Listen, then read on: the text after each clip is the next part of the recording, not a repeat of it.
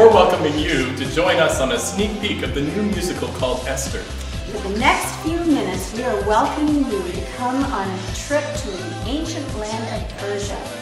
And the story begins with all kinds of things of adventure and love and secret plots and assassinations and mystery and, of course, a whole lot of faith. Esther's about a young Jewish girl who is taken captive and brought to King Xerxes' palace. There, she is chosen among many young women to be the new queen of Persia. While in the palace, she discovers an evil plot to kill all of the Jewish people, and it is up to her to save them. It's the child on a wedding day. It's the daddy that gives her away. Something beautiful, yeah, yeah. When we laugh so hard we cry. All the love between you and I. Something beautiful. It's a voice that whispers my name. It's a kiss without any shame. Something beautiful, yeah, yeah. Like a song that stirs in my head. Singing love will take us where something's beautiful. It's the child on her wedding day. It's the daddy that gives her away. Something beautiful. When we laugh so hard we cry. It's the love between you and I. Something beautiful. Well, I guess I've always been intrigued by the story of Esther. Even though it doesn't mention God once, you can see the hand of God all through the book.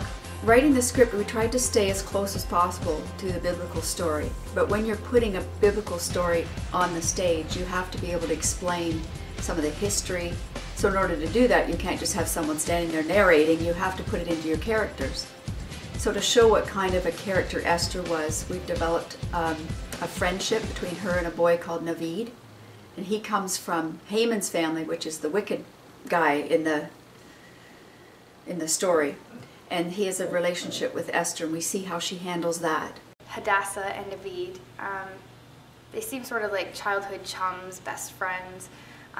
His attraction towards her is very obvious, and he makes it well known. And it's hard to see if Esther's, if she feels the same way, or if she just cares very much about him like a best friend. But either way, she's very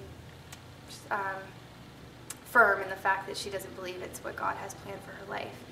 And it's probably, I feel like it's very hard for Esther to sort of break her best friend's heart, right? You know, she obviously is, feels pain about that as well. But uses that as a tool to help him along in his faith. And he starts to realize and believe and see things. And that's sort of the special part about this thing, though. Even though it didn't work out the way he wanted it to, it worked out for the best for both of them, according to God's will. So that's the great thing about this fictional character. Well, in order to tell about God's love in Esther, seeing as God is not mentioned in the original biblical story, we've developed a character called Navid, who comes from the family of Haman. So in the beginning, he doesn't know about God, but as his love for Esther grows, he develops a relationship with Mordecai, and Mordecai really begins to teach him about God. I've tried to portray a spiritual change in his attitude, mainly from the beginning.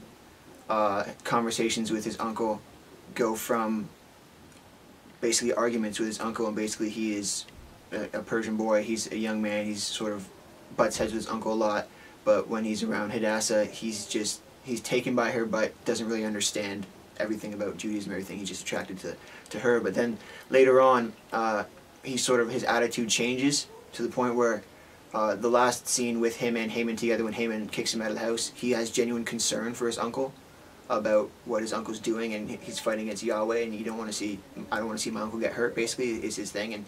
And so he goes a total attitude shift from really despising my uncle to sort of caring about him and not wanting to see him get hurt because he's adapted a spiritual change in him.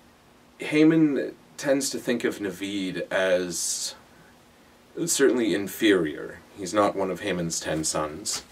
And he has a nasty habit of hanging out with the Jewish community, which of course Haman absolutely despises. So although Haman does look after his nephew a little, it's very much not a father-son type relationship, so much as imposed family member. And the same with Mordecai. When he comes into Mordecai's house, because Esther is going to be taken away to the palace, he's very indignant and he's very short with Mordecai. But then later on, he has respect for Mordecai, and when he finds out that Haman is plotting to kill Mordecai, he is really concerned and he just wants to see Mordecai. So that's the thing, is the attitude shift that he feels towards both those characters. So Naveed is able to look at his uncle Haman, who's raising him, and say, this is a result of a guy who doesn't want to have anything to do with God, and I don't want to be part of that. And the one that's being persecuted, this Esther and her family, this is what I want to live like. This life makes more sense. So you see this character, Naveed, turning from evil to God, to God's righteousness, and wanting to follow that path. So we're hoping by this character that we'll see, other than all the other wonderful themes in Esther, that we'll see what it means to turn away from evil and turn to God.